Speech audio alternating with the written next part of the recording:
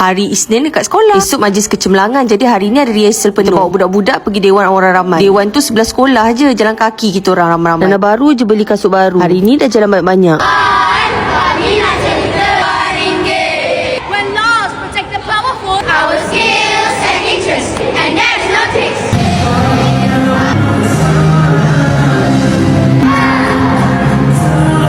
Lepas rehearsal, Nana tolong kelab guru packing-packing untuk jualan esok.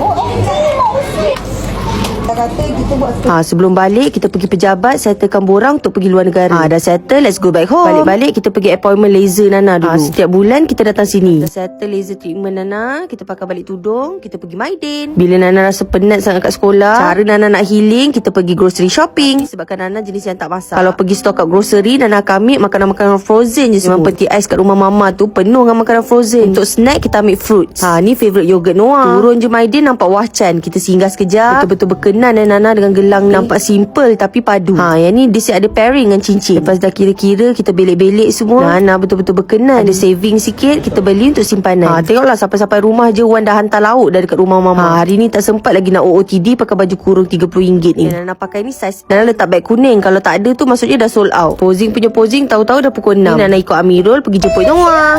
Say please. Sibu Walau syayang ni. Tengok Nana suruh Noah picit dada Mirul. Okeylah geng, bye.